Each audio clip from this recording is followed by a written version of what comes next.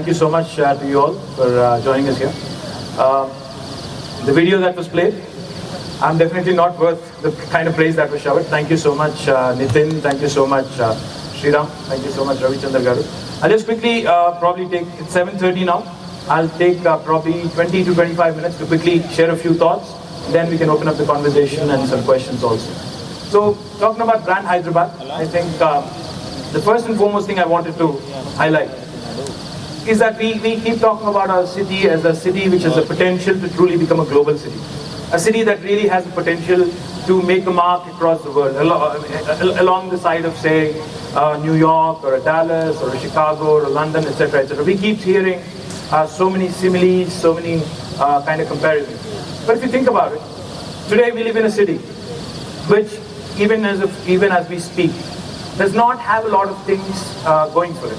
For instance, we've recently seen what has happened in Chennai. Just, I think 100 plus mm of rain, and the entire city, 100 plus cm of rain, the entire city was flooded. So if you ask me, is a city like Hyderabad prepared to handle such a situation? My answer today is absolutely a no. We definitely need a world-class sewerage system. We do not yet have a portable drinking water connection in each and every household. We nearly have 21 lakh households in the city of Hyderabad. We have more than 1 crore people residing in Hyderabad. But do we give them safe drinking water, which is a basic human requirement? Probably no. What about pavements? We keep calling again, we keep reminding, we keep boasting that we are a world-class city. Do we have pedestrian pathways? Do we have pavement? No. Do we have roads which are congenial? Do we have roads which are congenial to all modes of traffic? Even if you're on an 8-wheeler or a 4-wheeler or a 2-wheeler, do we have conducive roads? Do we have traffic regulations which are world class? Absolutely not. Do we have smart traffic management? Absolutely not. Do we have a growth which is sustainable? I don't think so. We have growth which is in spurts, which is unsustainable. So therefore, this is the current situation as I see it. And I'm sure most of the citizens of Hyderabad who've seen and traveled across the world would agree with me. Now, what do we plan going forward? Hyderabad has, in the last 60 plus years, I mean, it has a history of more than 400 plus years, but in the last 60 plus years after independence, has only seen haphazard, unstructured, ad hoc, not so inspiring kind of growth and not so inspiring kind of model. But what we do have plans are to do in the future. As a government, as a party that is in control, at the helm of affairs in the state today, we have a lot of plans laid out. In fact, what we want to do very differently is firstly, get out of this mode of unstructured and haphazard growth, get to a mode where we have planned, regulated and structured growth opportunities. We want to have, for instance, one quick example would be a strict enforcement of our building regulations, strict enforcement for all future construction, so that we don't just create huge buildings with glass facades and forget to create parking spaces down below. We create a high-tech city, but we forgot to create a nice sewerage system right below it. So what else do we have planned? I'll go in detail, but broadly, we are focused on the basics. So we're focused on getting the basics right, because if you see any city that has done well for itself, then it has really taken it upon itself, taken it as a challenge to ensure that the basics are sorted. Drinking water, electricity, roads, parks and water bodies, quality of life, if you have to sum it up quickly. Now, I would quickly encapsulate this whole thing in about 6 different elements. Infrastructure, employment, culture, investment, public amenity, and welfare schemes. We as a government, we as a party, have a very strategic and holistic approach toward the future of Hyderabad, covering all essential elements, but focusing essentially on the basics like I mentioned. We also want to rebuild the confidence of people in our public institutions. If you take a look at our public healthcare system, public education system, they have been systematically, over a period of time, dismantled. We want to revive those. We also, like I said, we want to take baby steps if needed, but we want to be on the path towards a sustainable growth and not towards an unstructured growth in spurts. We want to be proactive in terms of planning, because like a city like Hyderabad, which currently has more than 10 million, which is 1 crore of people, needs a proper plan going forward. Unless you do that, we'll end up like a Chennai, we'll end up like a Bangalore, where the infrastructure today is unable to meet with the growth. Now, coming to infrastructure. The first and foremost thing anybody and everybody talks about when it comes to urban townships, be it Hyderabad, Bengaluru, Chennai, Kolkata, Delhi, etc., etc., the metros in India. We keep saying a lot of smart things, but our traffic is really out of control. In fact, I should share one quick anecdote with you. I'm the IT minister, so therefore a lot of people come and pitch me their ideas about smart cities, etc. So there was this organization from the US which flew in all the way, met me, and gave me a fantastic presentation, a beautiful video, etc. And they said, sir, we have a fantastic solution for you. I can send you an alert to your command and control center, to your police people, your traffic people, when somebody cuts a lane abruptly. So I said, great, why don't you demonstrate? So he kind of showed it to me, what happens in LA, what happens elsewhere. Then I looked at him and I said, why don't you also give me an alert when somebody actually comes at me in a one-way street? He looks at me and he goes, why? Why would you need that? I said, welcome to India, welcome to Hyderabad. So that's the kind of situation we are in. Let us be real. The solutions that we need for today, the solutions that we want for ourselves today, cannot be in the West, cannot be found in the West, cannot be found in the East, cannot be found anywhere else. We have to Indianize these solutions. We have to get them, tailor-made to our own requirements. Therefore, we have several plans as a party and as a government. In fact, it's funny because I represent a constituency called Sirisila in Karimnagar district, which is about 140 kilometers away from here. The distance, the time it takes for me to get from Sirisila to Alwal or from Sirisila to Boinpalli is about hour and 15 minutes. So the distance it takes, the time it takes me for me to get from Boinpalli to my home in Banjara Hills or from Alwal to Banjara Hills is again 1 hour and a half. So now the challenge is, how do we decongest the city? How do we ensure going forward we do not crumble in terms of infrastructure? So therefore we have come out with a plan called the SRDP, Strategic Road Development Plan. I'll quickly show you a video as well. As part of the SRDP, what we are going to do is the following.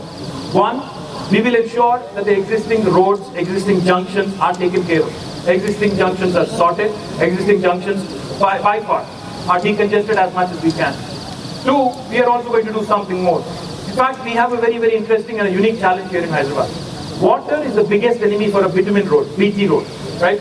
So each and every time there is water stagnation, the road, in spite of however many times you relay, it's gone in no time.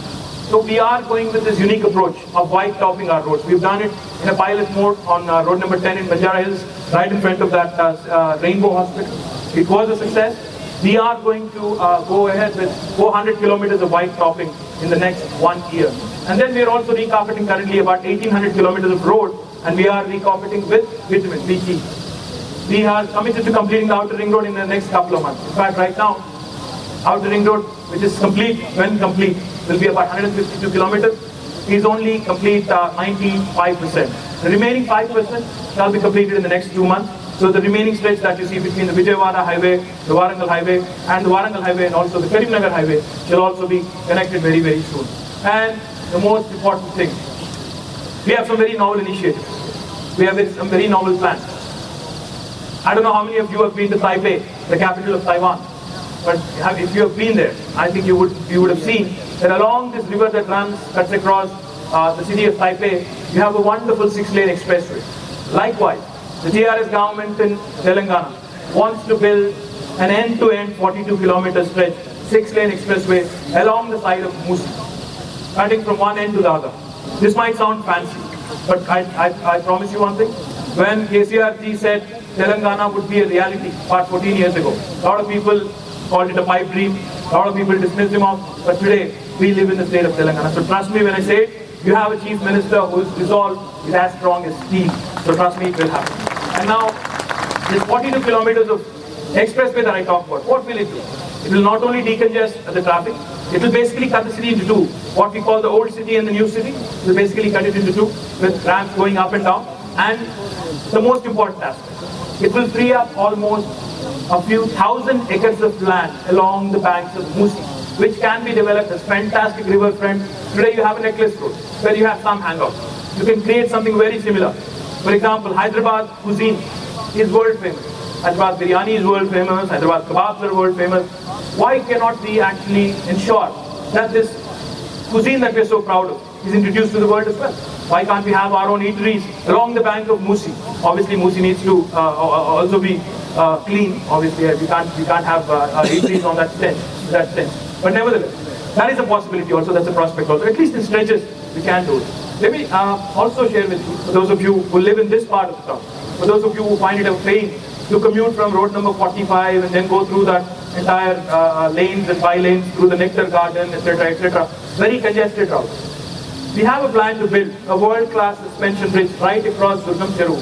From road number 45, we take you right to in-orbit mall directly. That's something also we have in the offering with about 200 crores. And that is, again, it is going to be commissioned very, very soon. Let me just quickly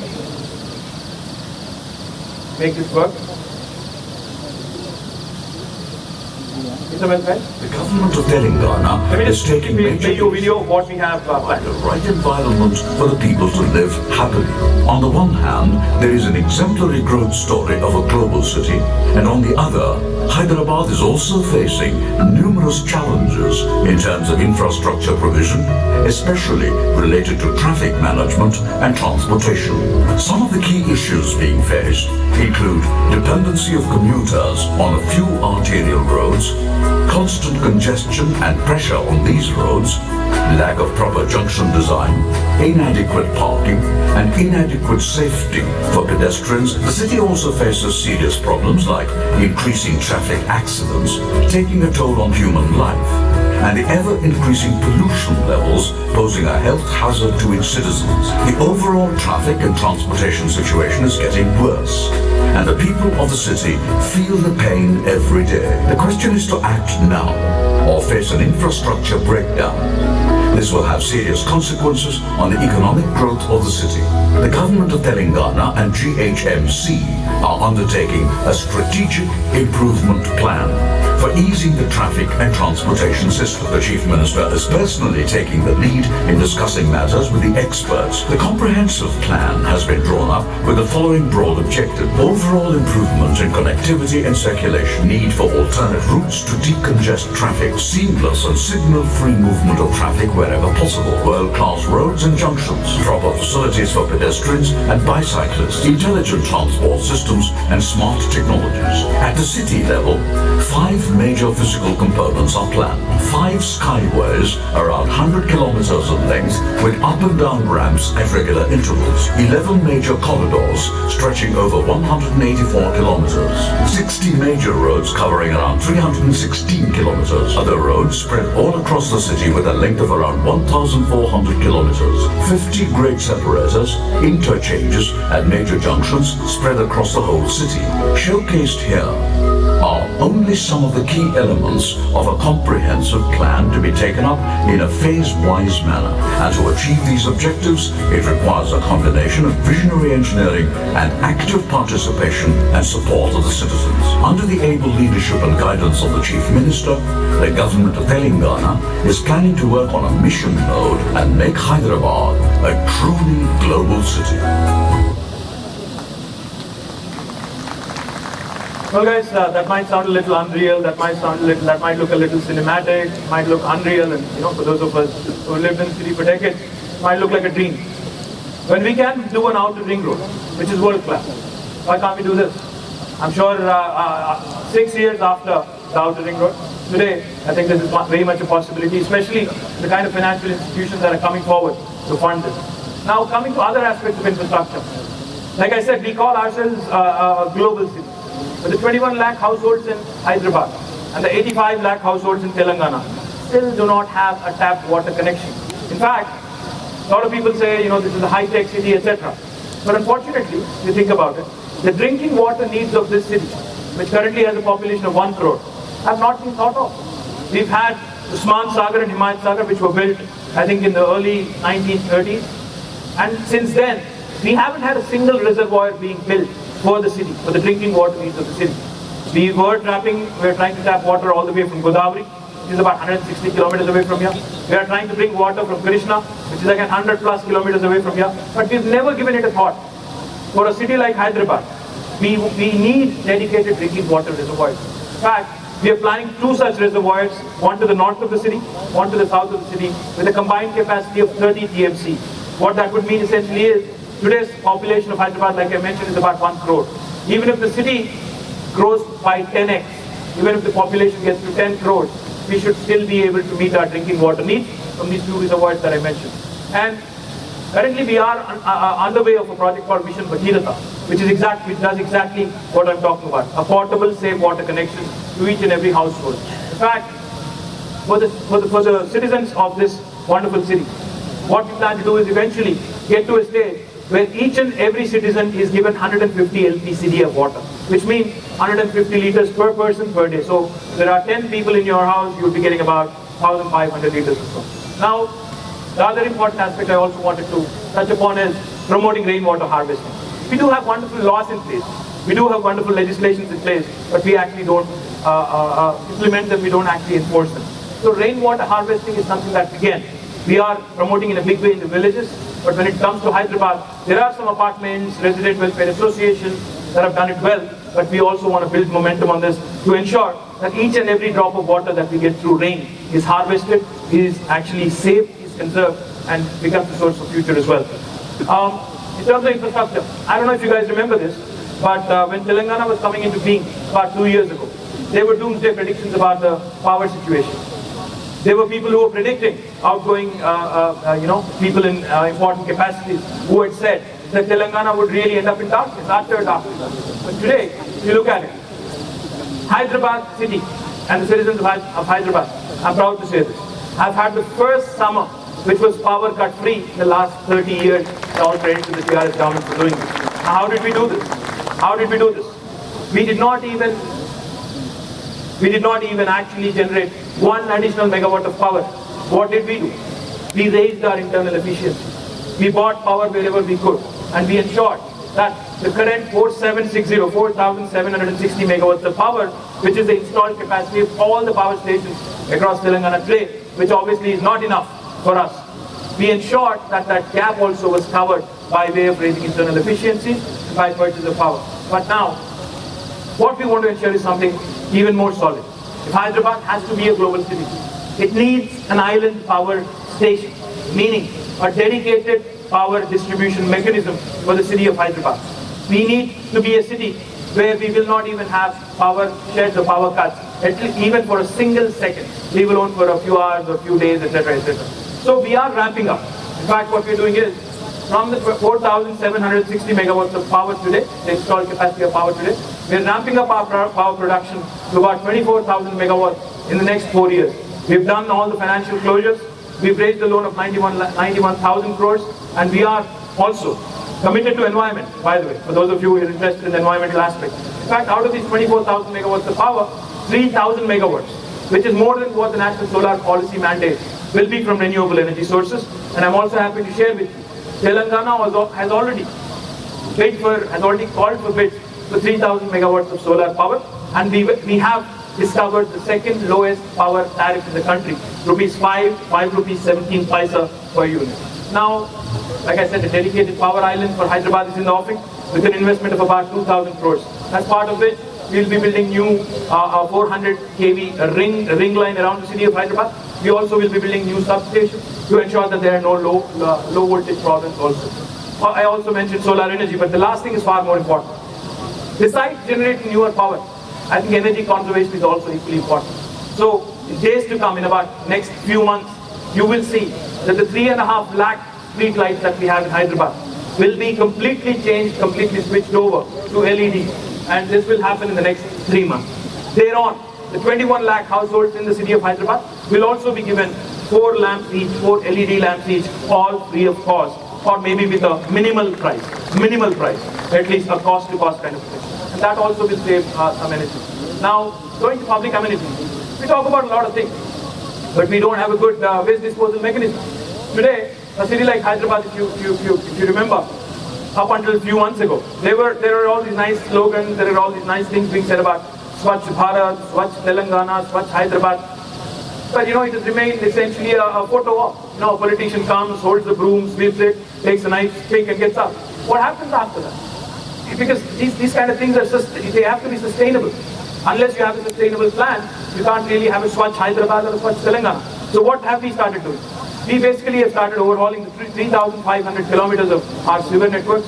Unfortunately, some of these go way back to say 70 years, some of them go back to 30 years. So the connectivity, the kind of interoperability is definitely a challenge. But what we also have started doing is, we started doing something far more concrete. There are three aspects to waste disposal. One, obviously collection. Two, transportation. Three, treatment. We are focused on all three of them. On the collection aspect, in fact, we are probably the only state in the country where the government has decided to distribute bins to the citizens at its cost. Our Chief Minister, you can see him holding up a dustbin there. Have you ever seen a Chief Minister holding a dustbin and saying, this is how you've got to use it, this is for dry waste, this is for wet waste? He's that kind of a person who is extremely focused on detail. So we have a Chief Minister who's not just educating us, who's not just sensitizing us on the waste disposal mechanism.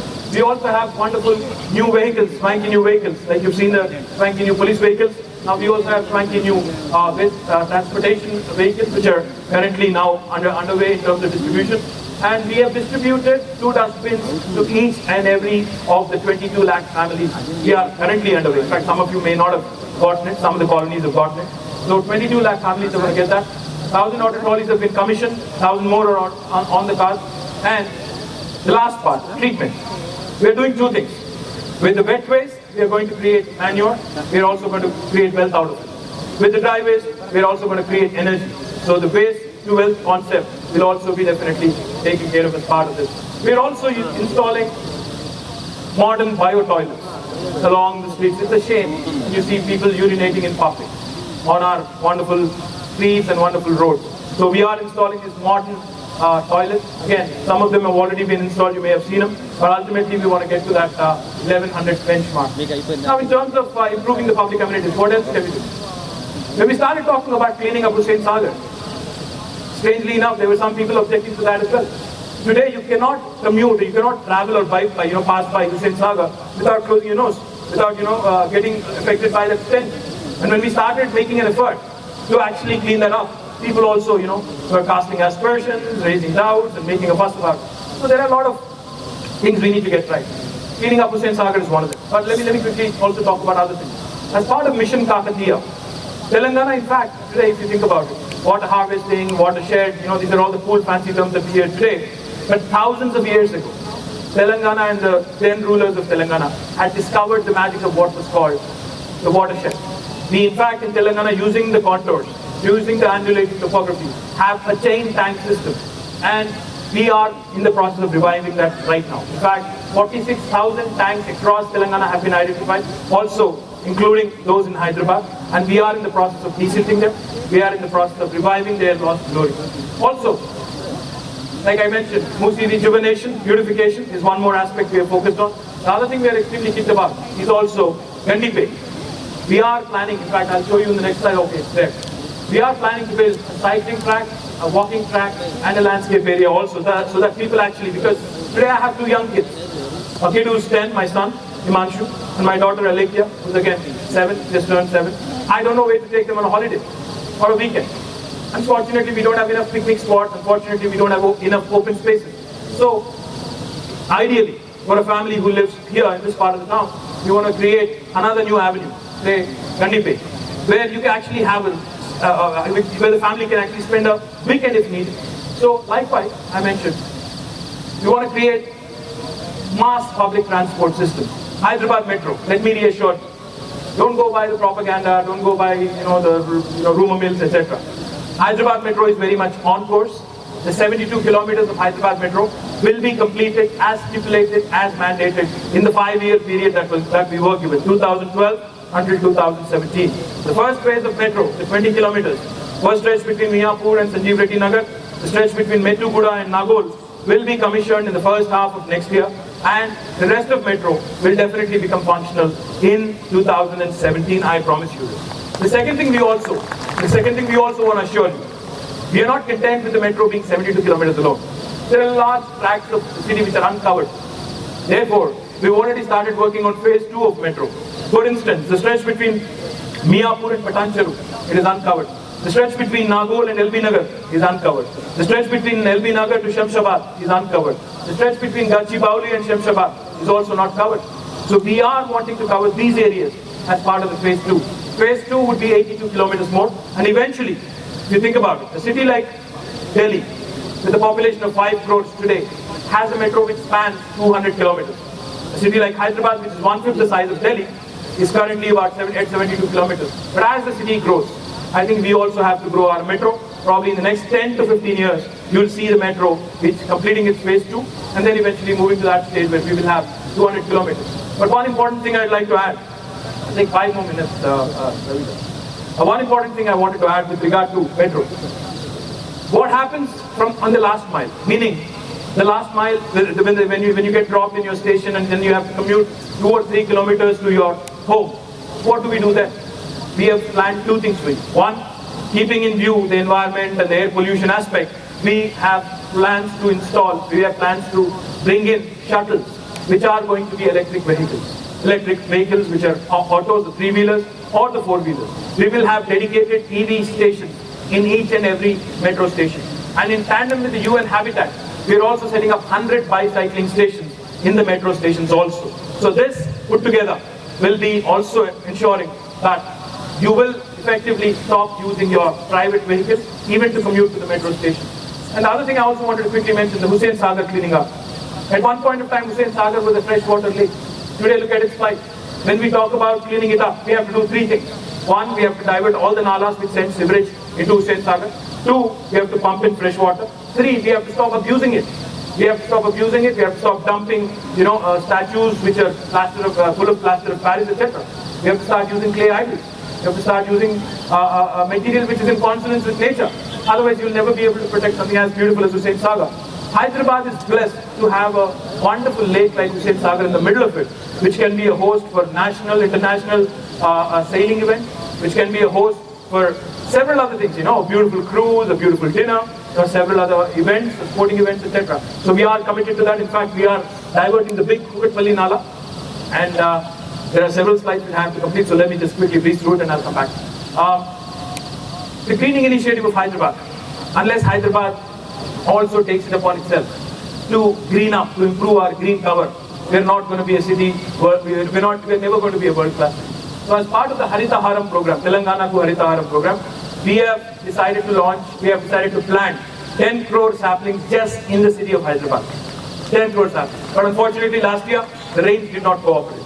So we have, in fact, I was at a colony residential association recently called Gautami Enclave in Kondapur, where the residents of that colony have taken it upon themselves, and I think they've planted more than 1,000 saplings, because of the government's initiative.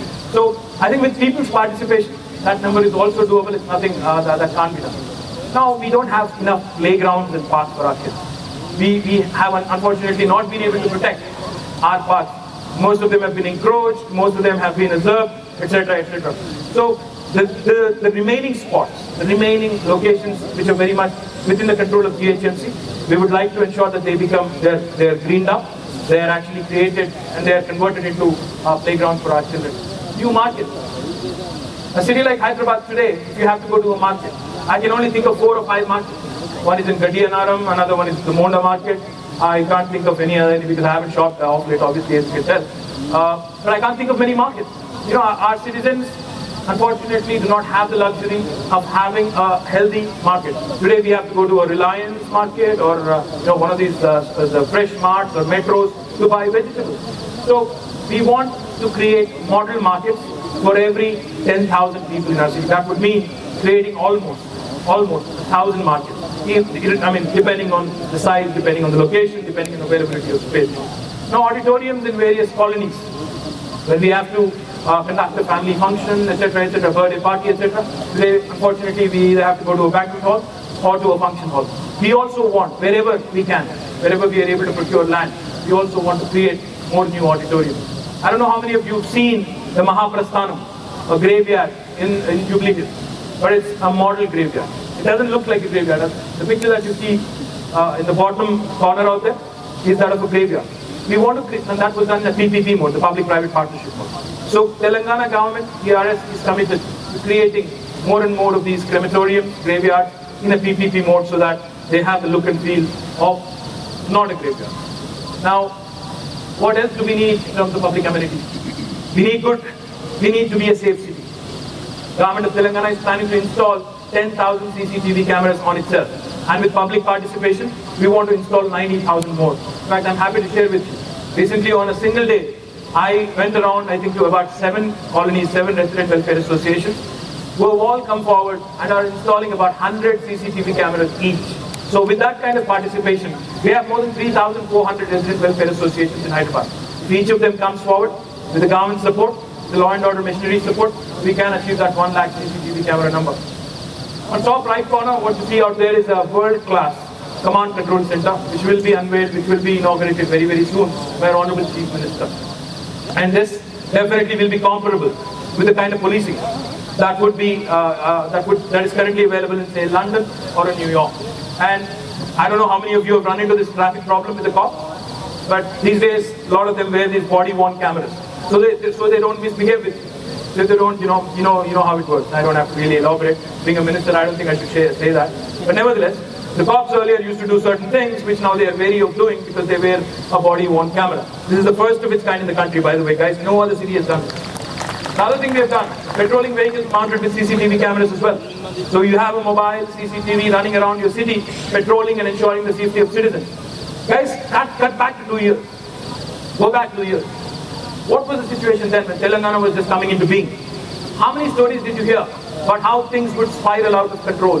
How the law and order situation in the city would just, go, how the administration would just go to cats and dogs, right? But today, if you think about it, aren't you safer?